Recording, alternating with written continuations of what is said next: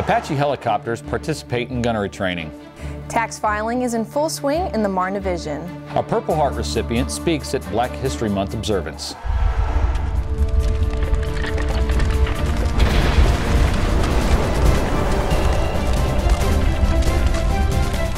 Welcome to this week's Marne Report. I'm Caitlin Kenny. I'm Sergeant Dean Gannon with 1st Armored Brigade Combat Team Public Affairs. 1st Battalion, 3rd Aviation Regiment, 3rd Combat Aviation Brigade participated in Apache gunnery training at the Multi-Purpose Range Complex. Photojournalist Zach Renstrom has more. We're out here shooting our semi-annual aerial gunnery. 64 pilots, they have to qualify in gunnery twice a year. They're going to shoot 10 engagements. And with those 10 engagements, they're testing their ability to find targets, shoot their 30mm gun, shoot their rockets, and shoot their Hellfires. So this is a practice table. They'll be the first table, and then they'll move on to their qualification tables. There's actually 3 tables. It's a lot of fun. It's great training. Get to test out your abilities, your sight picture, and ensure that you can actually put lethal rounds on the target. All our crews have to be qualified before they can deploy and shoot with other units. So if we want to go out and do a CALFEX or a combined arms live fire exercise with other battalions and train with them with live munitions, our crews need to qualify through their tables. When we come out here for aerial gunnery, this is what we train for the rest of the year. It's kind of the highlight of our year. The best part is definitely shooting rockets. It's challenging and it requires a lot of technique, and it's the most fun to see the results. It just keeps the crews current and gets them ready and prepared so they can deploy and they can successfully employ their aircraft and shoot and destroy targets like they're required to do. Change is constant in any aspect of life, especially in the military service. Specialist Jordine Matthews reports from Harmony Church on Fort Benning, where soldiers from 3rd Armored Brigade Combat Team, 3rd Infantry Division began moving in a new direction. Many changes are occurring throughout 3rd Armored Brigade Combat Team, 3rd Infantry Division, including the relocation of equipment. Sledgehammer soldiers began Phase 1 of the brigade's transition by loading up track vehicles for departure at the Meisner Complex on Harmony Church. Overall, the brigade is transforming from a heavy brigade combat team to a light infantry combat team. So what's going to happen is all of the track vehicles, everything that's associated with the armor brigade is going to go away, and then we're going to become a light infantry brigade. The equipment is leaving in different phases from Kelly Hill to what Chief Adams says is called the Army Preposition Stock. They're going to take these track vehicles and reset them and then redistribute them. And this is the first 102 pieces that's headed over there to start building that organization. Although the changes seem to have occurred overnight, the brigade is working around the clock to make sure everything is in order. We've known for the past several months that this was going to happen, so inside the individual battalions, they've conducted their own technical inspections over the last several months, and then we had teams from other posts come and inspect the equipment to get a second set of eyes. These changes mean that a lot of soldiers will have to PCS to other posts, since these track vehicles are for the track vehicle mechanics and Bradley mechanics. Soldiers are staying motivated. A lot of them know that they got fenced in, so the ones that were previously scheduled to PCS somewhere, they got fenced in, they couldn't leave, but they knew that the mission here was more important. So the motivation has been outstanding. All the soldiers have been performing exceptionally above standard, and we couldn't ask anything more from them. Specialist Jordine Matthews, Fort Benning, Georgia. The Meisner Complex has a full range of services to include preventative maintenance, checks and services, routine maintenance, unscheduled maintenance and repair, and much more. Pilots from the U.S. Air Force, U.S. Air National Guard, and the Marines participated in a 2-week aerial combat exercise, Savannah Sentry, off the coast of Savannah and on the runways of the Air Domination Center. The 117th stationed on Hunter provided command and control for the exercise. Photojournalist Zach Renstrom has more.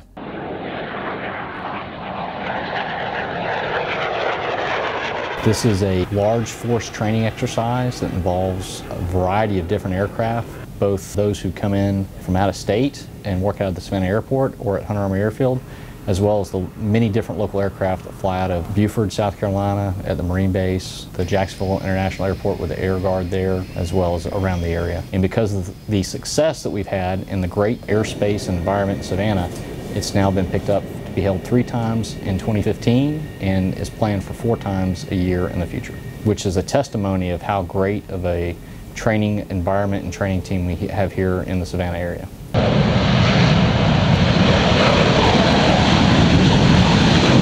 Century Savannah is a combined exercise with U.S. Air Force, Georgia Air National Guard, and Marine Corps pilots. They're flying off the coast and working together to improve their combat skills. The 117th Air Control Squadron, we're a radar squadron. We're based at Hunter Army Airfield.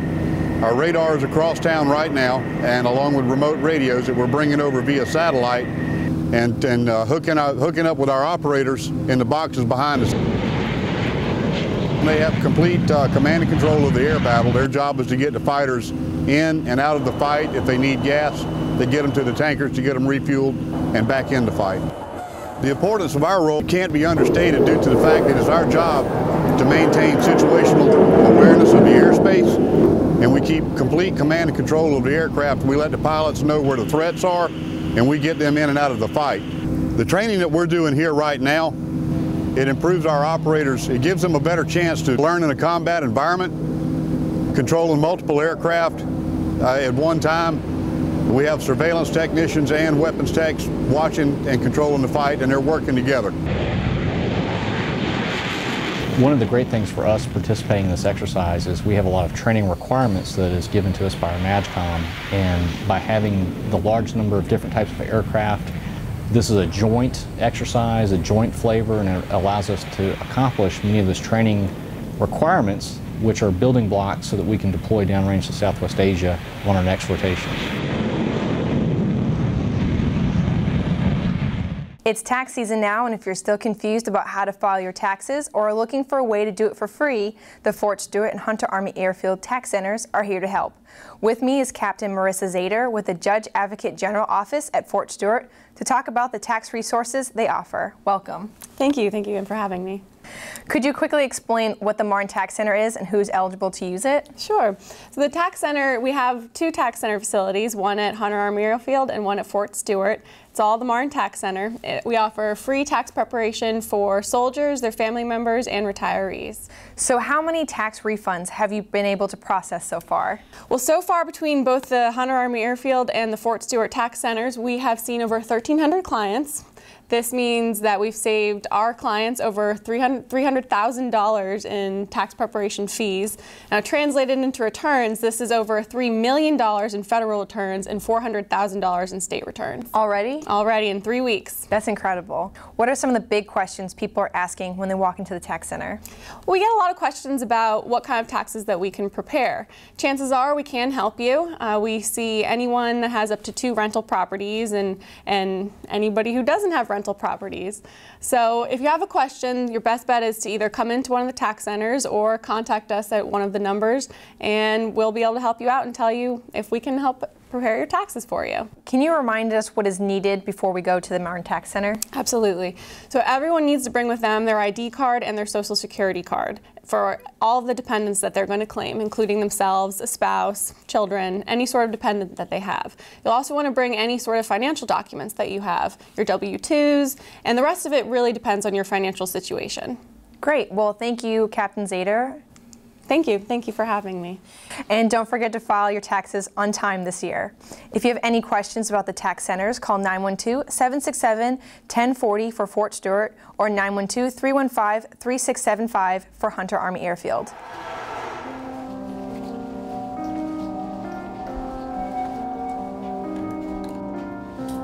All right, go ahead and take 2 steps forward.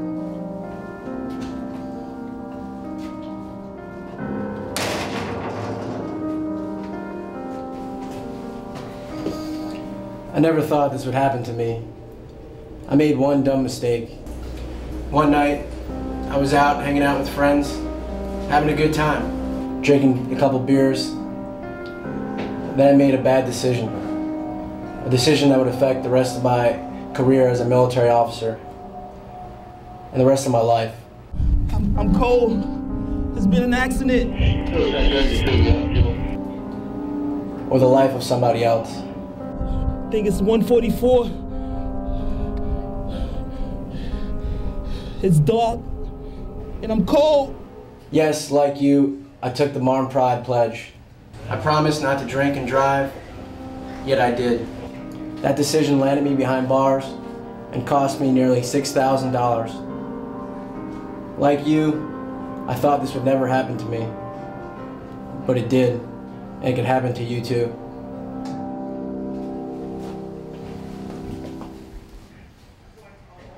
The safety of the community is important to Team Stewart. From February 9th to the 15th, there were 3 DUIs and third ID. 3 DUIs means we're failing our fellow soldiers. Be a designated driver or take a taxi home. Have some Marne pride. Don't drink and drive. Coming up on the Marne Report, do you think you can make a boat out of just cardboard and duct tape? Learn how you can participate in the upcoming fun MWR event.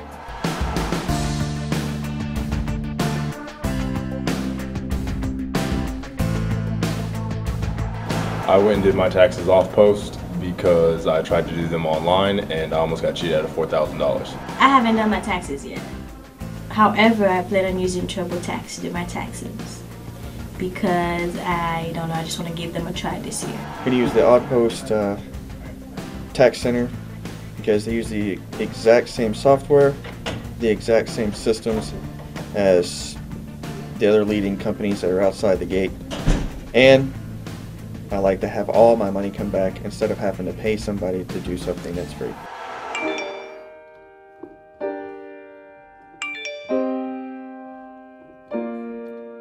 When you try your best but you don't succeed, when you get what you want but not what you need,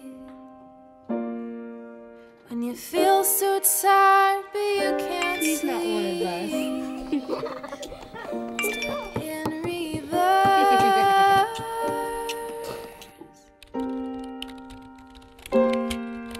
And tears come streaming down your face. When you lose something you can't replace. Lights will guide you home, and I will try to fix you.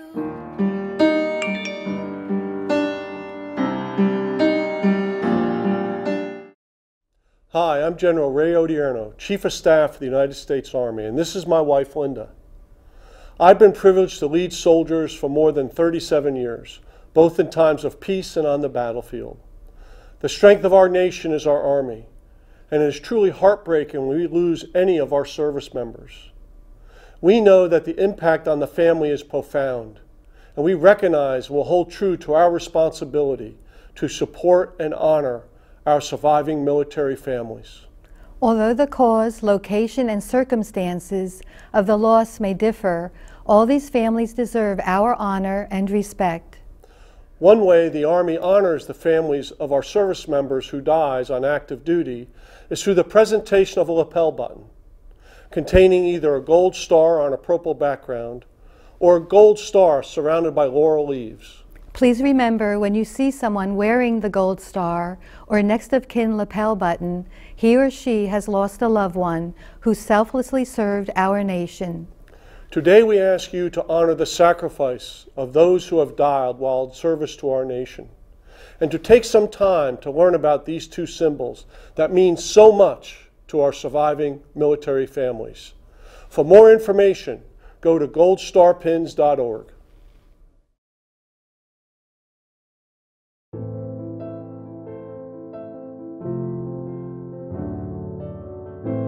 It may feel like just another day at the office, but occasionally life feels more like an action movie.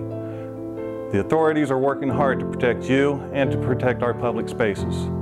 But sometimes bad people do bad things. Their motivations are different. The warning signs may vary, but the devastating effects are the same. And unfortunately, you need to be prepared for the worst. If you are ever to find yourself in the middle of an active shooter event, your survival may depend on whether or not you have a plan. The plan doesn't have to be complicated. There are 3 things you could do that make a difference. Run, hide, fight. First and foremost, if you can get out, do. Always try and escape or evacuate, even when others insist on staying. Encourage others to leave with you, but don't let them slow you down with indecision. Remember what's important, you, not your stuff.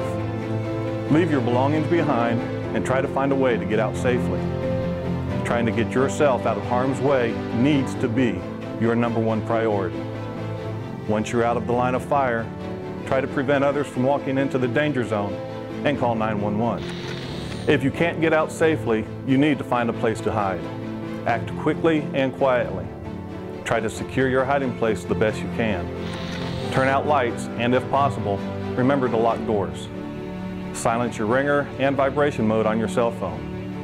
And if you can't find a safe room or a closet, try to conceal yourself behind large objects that may protect you. Do your best to remain quiet and calm. As a last resort, if your life is at risk, whether you are alone or working together as a group, fight. Act with aggression.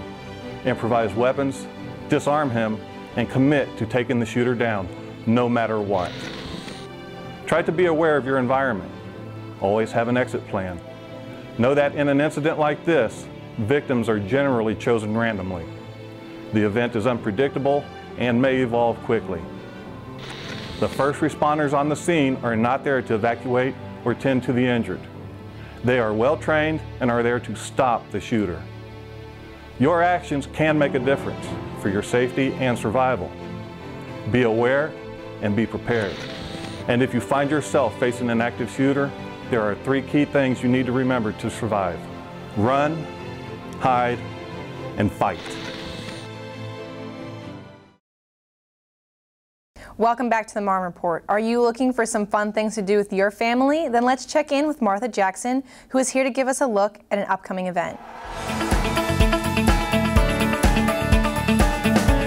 Hi, I'm Martha Jackson, and this is your MWR Minute. Sign up now for the Cardboard Boat Regatta scheduled for 10:30 a.m. on February 28th at the Tominac Fitness Center pool on Hunter. Are you ready for the catch? Participants who register for this super fun event must build a boat using only cardboard and duct tape. Each boat will race one length of the indoor pool with a 2-person crew. Don't stress, paddles will be provided for those who might not have them. The 3 competition categories in this free event are kids, adults, and adults versus kids. Plus, a prize will be awarded for the best looking boat. For more information on this event and a complete list of rules, please give Tominac a call, 912-315-5078.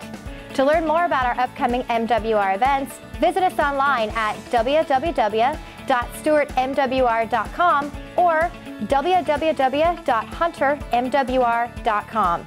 FMWR, we're your complete destination for families, fun, and fitness. A Purple Heart recipient addressed a Club Stewart crowd during a Black History Month observance. Here's some of the highlights of the event. In honor of February being Black History Month, community members gathered at Club Stewart's main ballroom to remember a century of Black life, history, and culture. Soldiers entertained attendees with history lessons and acted out situational skits that depicted some of the early struggles Black people experienced, demonstrating some of the preferential treatment and hostility that are much different than they are today. How many congressmen are there? There are about 200 of them. Wrong! Wrong! There are not. You both need to get Guest speaker and Purple Heart recipient, Dr. Zeke Zimmerman, gave an empowering speech centered on knowing who you are and knowing your purpose. In the youth world today, not knowing what it takes to move forward, not knowing how much has been put into getting them where they are, can set them back very quickly. Case in point, just the way a young man carries himself. If he doesn't understand what that impact that had long ago, and that a lot of that still exists, then he will slide back into it very quickly. Reporting for 1st Brigade Raiders, I'm Army Sergeant Dean Gannon.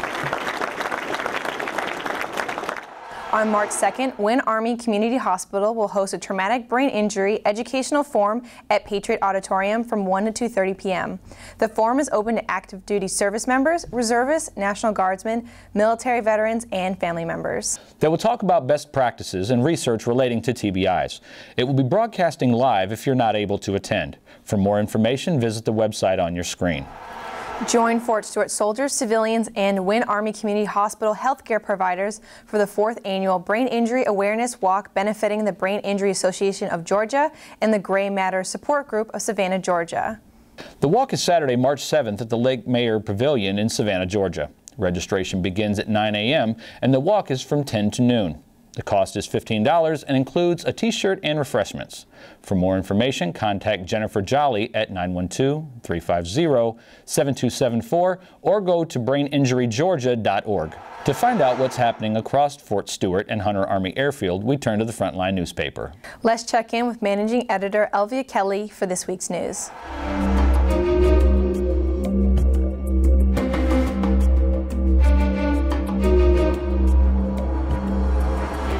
I'm Elvia Kelly, and I'll be giving you the latest details from the Frontline. For the February 19th edition, check out the front page story where more than 3,000 soldiers from 3rd Infantry Division deploying for a 3-month rotation to Europe in March. The deployment is in support of Operation Atlantic Resolve. Soldiers from the 1st Armored Brigade Combat Team, the 3rd Combat Aviation Brigade, and the Division Artillery comprise the majority of the soldiers participating in the deployment. The Savannah-Chatham Metro Police Chief visited Hunter Army Airfield to invest in the pre-existing partnership with his military neighbors and to find information on how to contact departing soldiers, Marines, airmen, and Coast Guardsmen to reach out to them about a post-military career with the local police department. And this week's Behind the Lens photo spread is Tank Gunnery Table 6, where the Death Knight team trained in a 2-week-long exercise. The family day took place during day 2 of the exercise.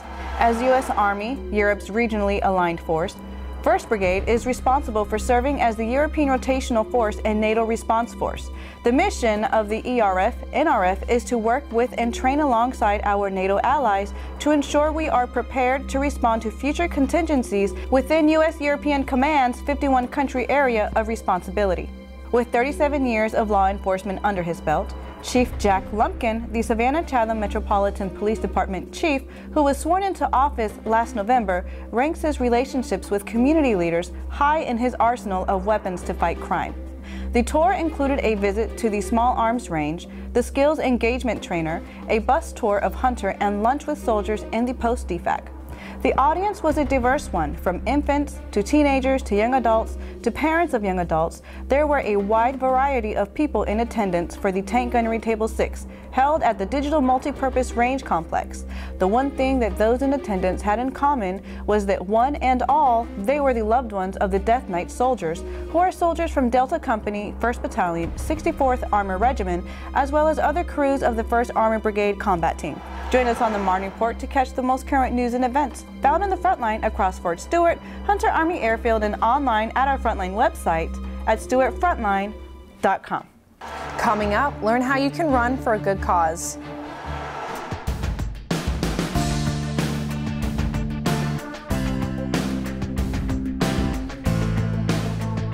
They are done. I did them online because my fiance was so generous here. He did them for me. I use TurboTax to do my taxes. I'm using that method because it's more convenient. I don't have to wait in line at the tax office. I got my taxes done on post. Just a lot easier, a little bit more efficient, if you will. And other soldiers are taking care of soldiers, so can't really go wrong with that.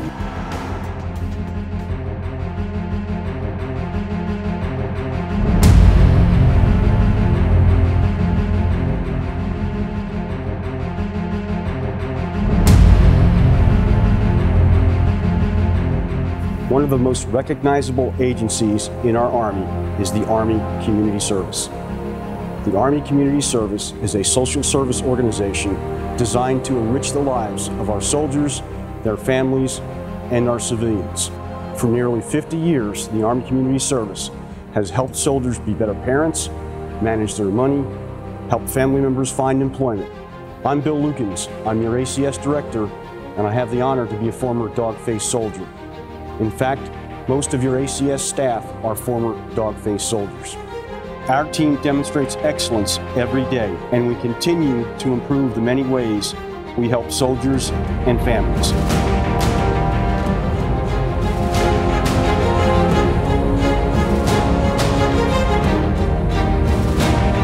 ACS offers a multitude of services that can enhance your life. Statistically, only 1 out of 4 soldiers, spouses, leaders know the full range of services ACS offers. Come discover ACS. Our team at Fort Stewart and Hunter Army Airfield have created some great ways to provide a myriad of services. We, Army Community Service, are 100% committed to making families ready and resilient. We help people with pretty much anything causing stress: marriage, money, moving, parenting, even spouse's career search. Remember this, we are happiest when we're able to be of help to you. So come discover ACS. Pay a visit to ACS and discover what our financial counselors and Army Emergency Relief officers can do for you. Come to ACS and discover how the exceptional Family Member Program staff can assist you with your family member with special needs. Deploying? Or maybe you've recently returned from a deployment. Whether it's your first or your 7th, come discover ACS. Come to ACS and discover resiliency training. Learn how to bounce back. If you didn't know, you need to know. The place of discovery is in Army Community Service. ACS is also located at Hunter Army Airfield, and we provide the same services as Fort Stewart. So come, discover ACS, Building 1286. Soldiers, spouses, and children are what's important to us at the Family Advocacy Program.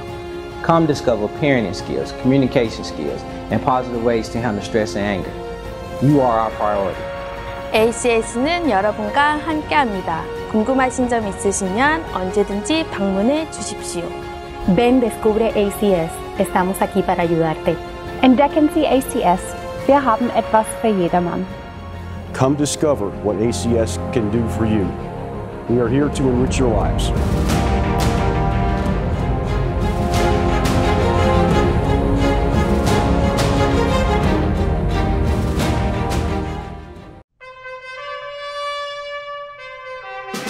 There are symbols that represent loss.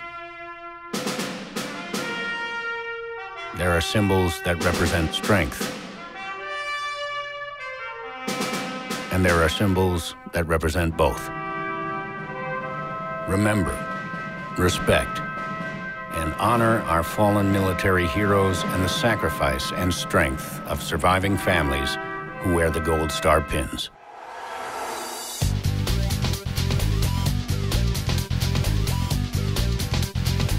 Welcome back. In this week's Task Force Fitness, the Run for Red 5K Run and Walk is happening March 7th, starting at 9 a.m. by the Newman Fitness Center on Fort Stewart. The run is hosted by the Fort Stewart American Red Cross. You can pick up your race packet the night before at a spaghetti dinner at Victory Chapel from 6 to 8 p.m. For registration and fees, go to active.com or call 912-767-2197 for more information. That's all for this week's Marne Report. You can watch the Marne Report in the morning at 5, 5:30, and 8 and 8:30, noon, and in the evening at 5 and 5:30, 9 and 11. Or as always, check us out on the web at stewart.army.mil, on Vimeo at vimeo.com/thirdid, and subscribe to the Third ID YouTube channel so you never miss an episode. Have a great week. Rock of the Marne.